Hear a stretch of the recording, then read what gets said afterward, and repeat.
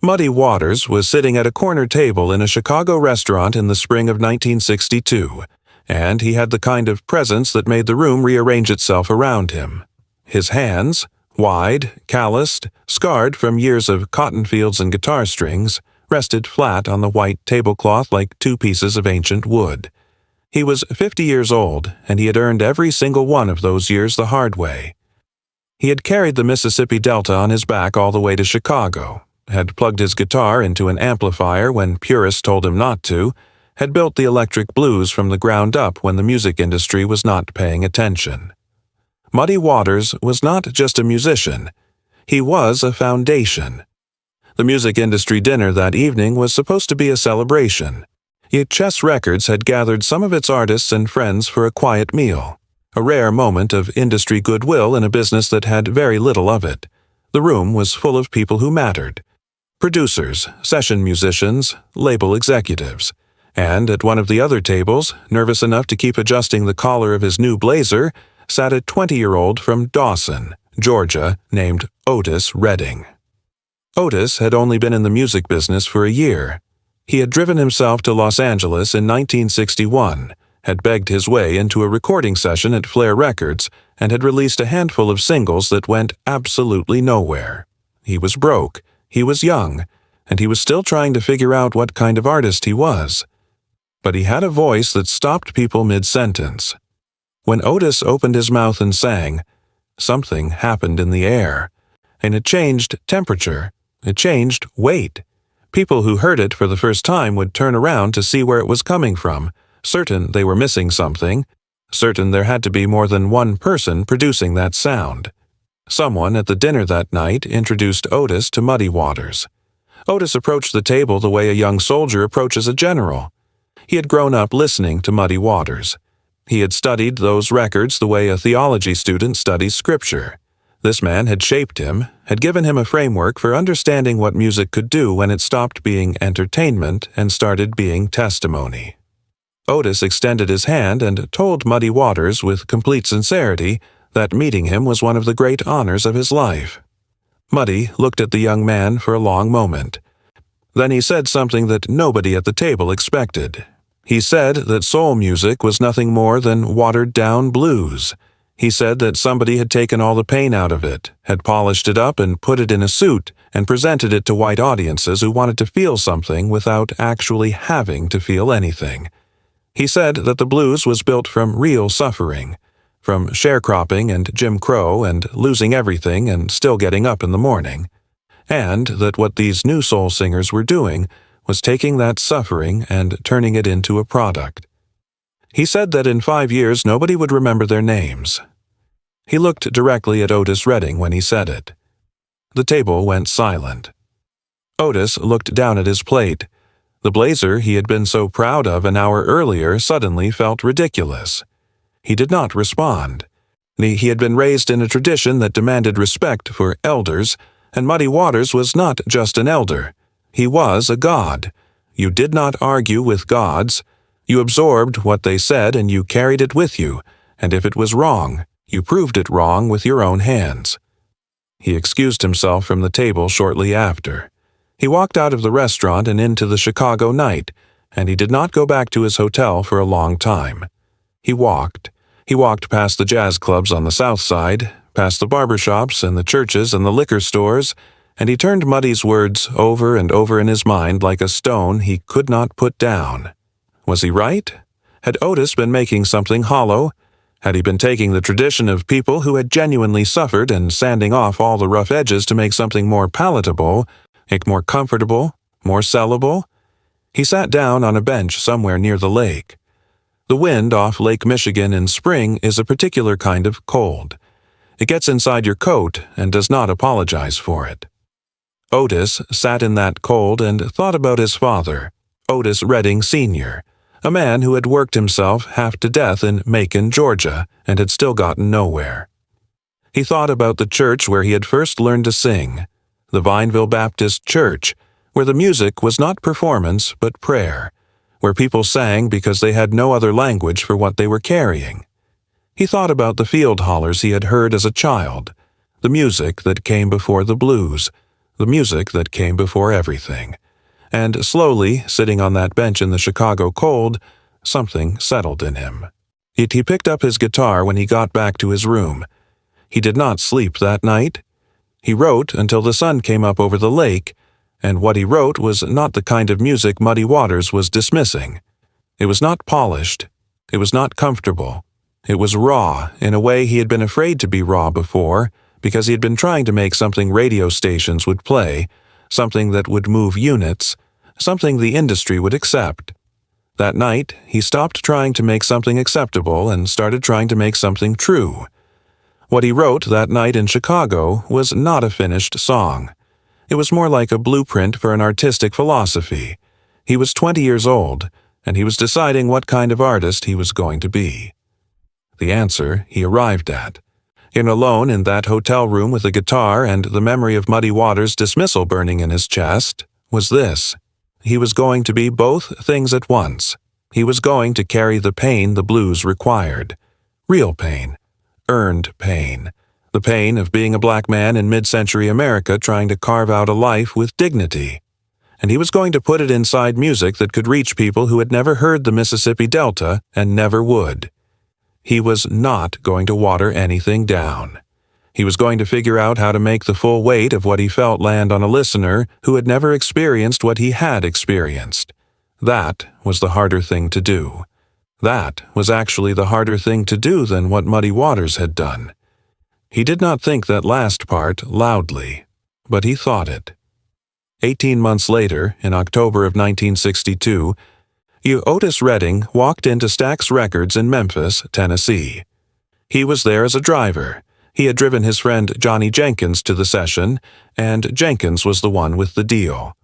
Otis had 45 minutes of studio time left over at the end of the session, and the studio musicians, the legendary MGs, Booker T. Jones on the organ, Steve Cropper on guitar, Duck Dunn on bass, Al Jackson on drums, were already packing up to go home.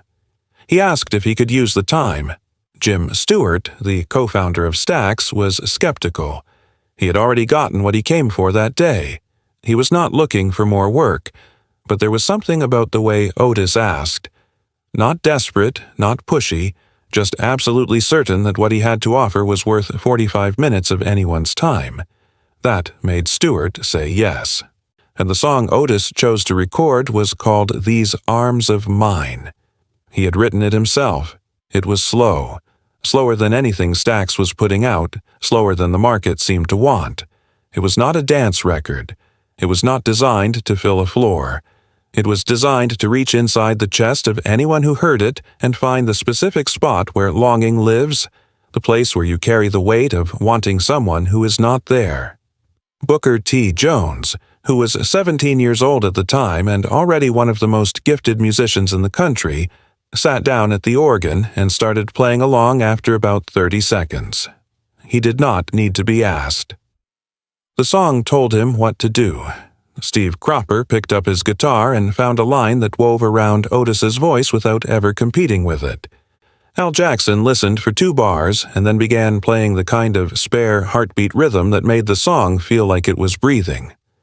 Otis stood at the microphone in the center of the room, and he did not perform the song. He delivered it. There is a difference. Performance has architecture. Beginnings, middles, ends, techniques, choices. Delivery is something else. Delivery is what happens when the distance between the singer and the song collapses completely. Jim Stewart stood in the control room and watched through the glass. He had been running Stax for 3 years. He had heard a lot of singers. He had signed some good ones. But he had not heard anything like this.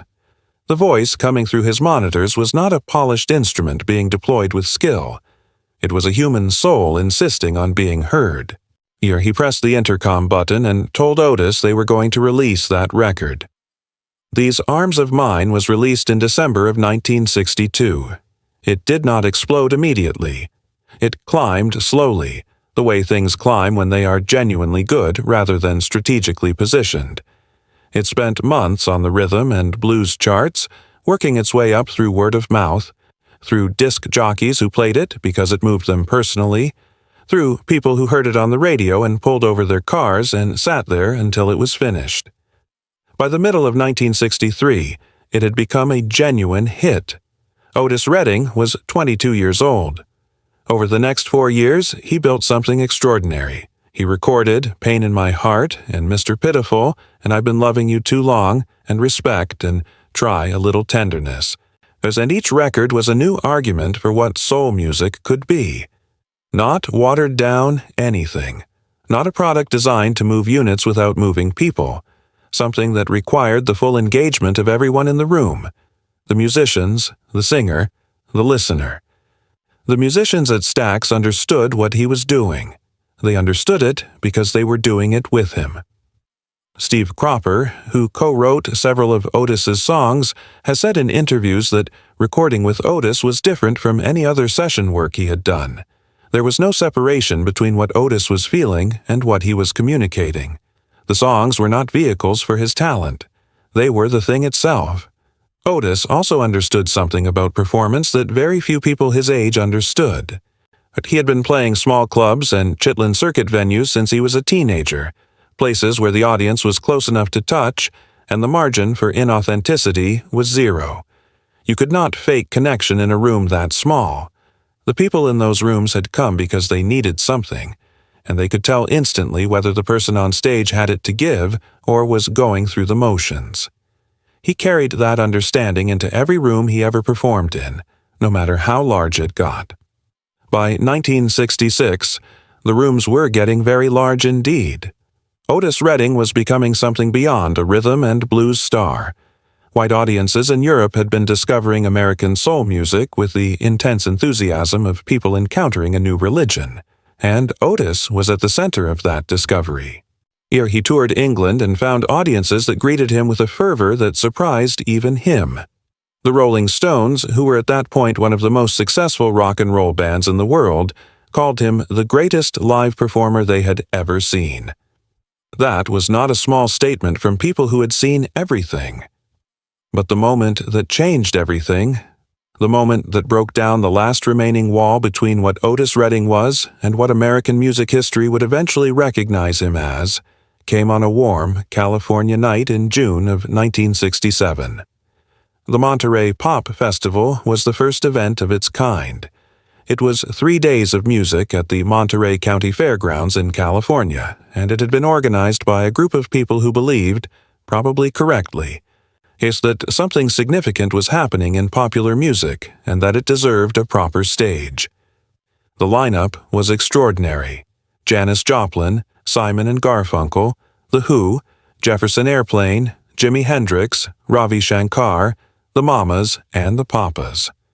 The audience was largely white, largely young, largely steeped in the folk and rock traditions that had dominated the cultural conversation of the previous few years. Otis Redding had never performed for an audience like this. He knew it. His manager knew it. The people at the festival who had booked him knew it. There was a real question about whether this would work, not because Otis was not extraordinary, but because the question of whether this particular audience would be able to receive what he had to offer was genuinely open. Soul music and the rock and folk world had not fully found each other yet. They were moving toward each other, but the crossing had not been made. Otis made the crossing. He walked on stage on Saturday night, June 17, 1967, in front of approximately 50,000 people, and he played a set that lasted approximately 30 minutes and changed the direction of popular music. He opened with Shake and moved through his catalog with an intensity that seemed to generate its own weather system. He was not performing for this audience. He was performing at this audience, in the best possible sense of that phrase. He was aiming everything he had directly at them, not adjusting for their expectations, not meeting them where they were, but demanding that they come to where he was. They came. By the middle of the second song, as the audience had reorganized itself around what Otis was doing the way a crowd reorganizes around a fire. People who had been sitting stood up. People who had been standing moved closer. The polite appreciation that greets an unfamiliar act dissolved into something more urgent. He played Try a Little Tenderness as the closing number, and what he did with that song over the course of 8 minutes is one of the most documented moments in live music history. He started it slow and almost delicate, drawing the melody out with a patience that was almost painful, building and building until the restraint became impossible to maintain. And then the band kicked, and Otis stopped being a singer and became something closer to a force of nature, urging and pleading and demanding and celebrating all at once. And the crowd of 50,000 people lost whatever composure they had been maintaining and gave themselves over completely.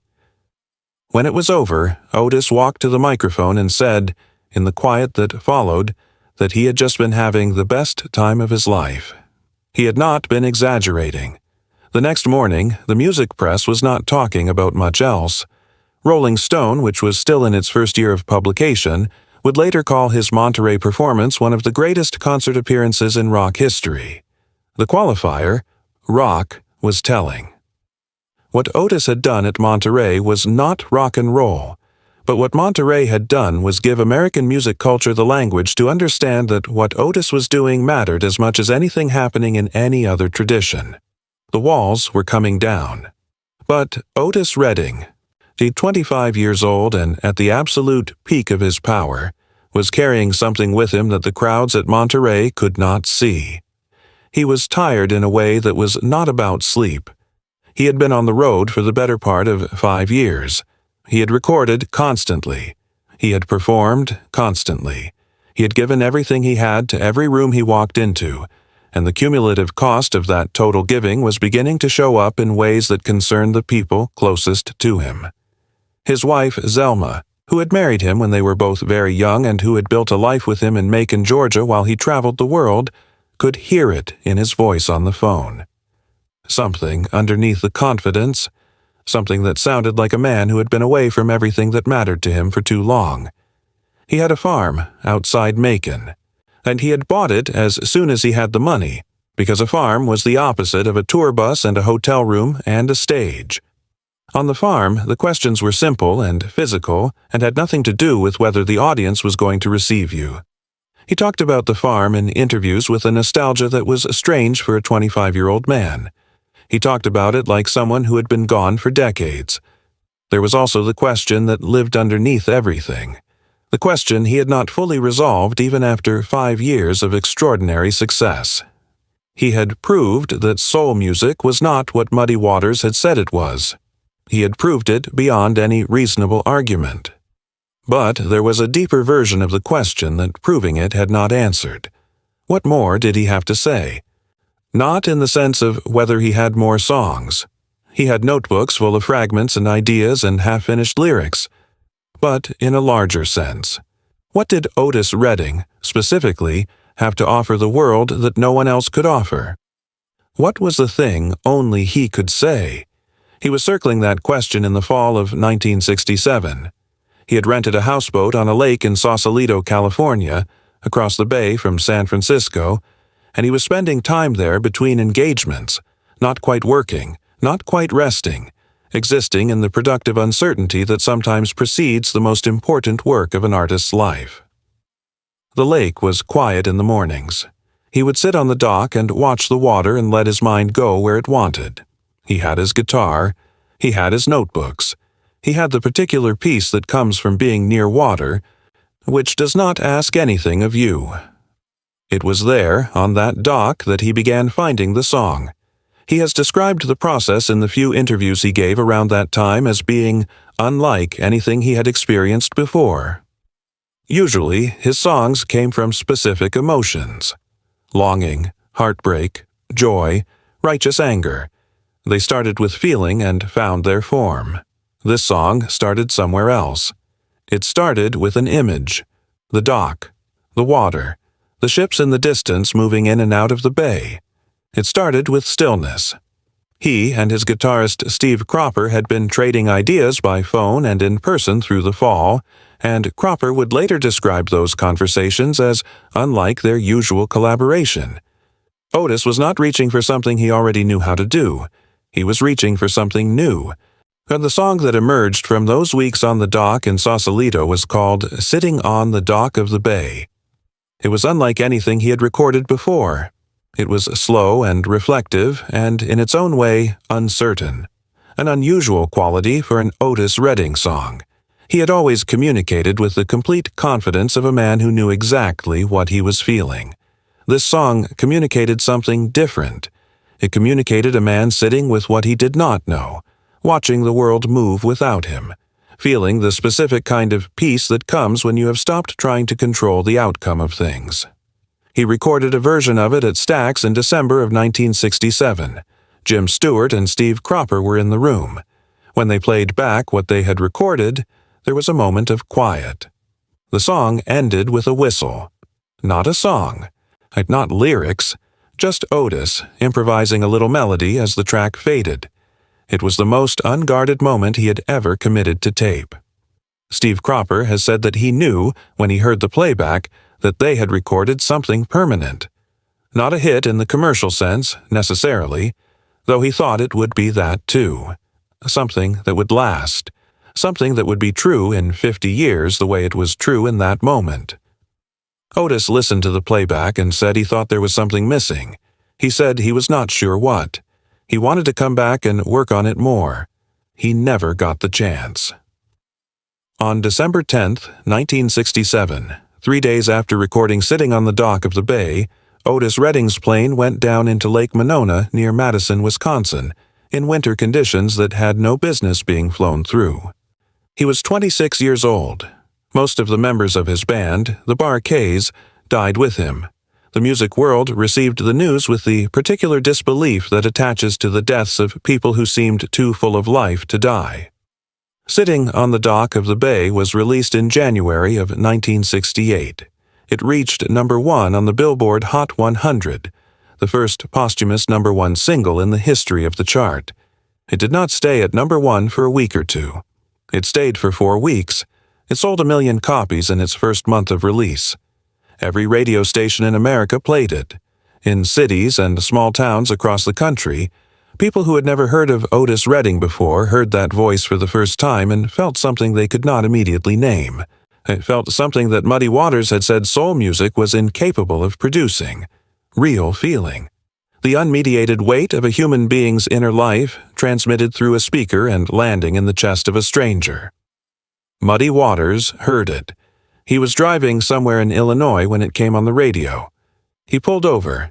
He listened to it all the way through without moving. When the whistle came at the end, he sat in his parked car for a while, not doing anything in particular. He had pulled over to listen to it 3 times by the end of that week. He had not planned to. He simply could not drive past it. He did not say, publicly, that he had been wrong. That was not Muddy Waters' way. He had built his reputation on being uncompromising, and he had earned the right to that uncompromising nature. And you did not undo it with an apology tour. But there is an account, told by several people who were present, including musicians and music industry figures who knew both men, of an encounter between Muddy Waters and Zelma Redding, Otis's widow, at an industry event sometime in 1968. Muddy Waters crossed the room specifically to speak to her. He took her hand in both of his, those wide, calloused hands that had played the Mississippi Delta into the 20th century. And he held it for a long time. He said that her husband had been the real thing. He said that he had known it before he had wanted to admit it. He said that what Otis had done with his music was not watered down. It was full. It was as full as anything Muddy had ever heard, and he had heard everything. He said that he was sorry he had not said so when Otis could have heard him say it. Zelma Redding, by all accounts, thanked him with the grace of a woman who had spent years watching her husband be underestimated and had learned not to be surprised by it, even when the underestimation came from gods. That conversation is not widely documented, it does not appear in the major biographies, but it is consistent with everything we know about both of them. About a man whose convictions were hard-won and therefore slow to change, and about a young artist who had decided on a bench in Chicago in the spring of 1962 that he was going to prove something with his work rather than his words. Otis Redding proved it. The argument he made over the 6 years of his recording career, that soul music could carry the full weight of human experience, that it did not have to choose between emotional truth and accessibility, that the highest ambition of a singer was to make a stranger feel less alone. That argument is now so thoroughly won that people forget it was ever contested. Sitting on the dock of the bay has been streamed hundreds of millions of times. It has been covered in dozens of languages. It has appeared in films and television programs and at memorials and celebrations for over 50 years, always doing what it was built to do, reaching through the speaker and finding the specific place in the listener where stillness lives, where the boats go by and the time passes and you sit with everything you cannot change and find, somehow, that you are still here. The song that Muddy Waters pulled over to hear 3 times in a week is still being discovered by people who have never heard it before, and every time someone hears it for the first time, every time someone is in a car or room or sitting somewhere with headphones on, and that voice comes through and something shifts in the air.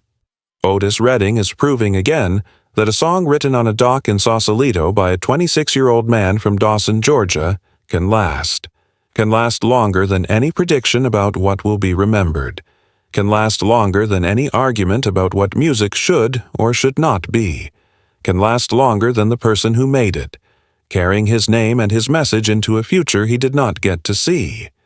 That is not nothing. That is, in fact, everything. And somewhere in the tradition that Muddy Waters built, the tradition that insisted music had to cost something to mean something, that the blues was built from real life and real loss, somewhere in that tradition, Otis Redding had always been waiting, not as a departure from it, as its next expression. The notebook he had filled on that Chicago night in 1962 contained pages he would spend the rest of his short life working through. He got through most of them. The ones he did not get to, the songs he was still circling when the lake came up to meet him in December of 1967, are the only real loss. Everything else, every record, every performance, every room he set on fire, every dock he sat on watching the bay, all of that made it through. It is enough. It is more than enough. It is the kind of legacy that Muddy Waters, in his most honest moments, would have recognized as exactly what the music had always been for. To carry something real across the distance between one human soul and another. To make the carrying last. One love.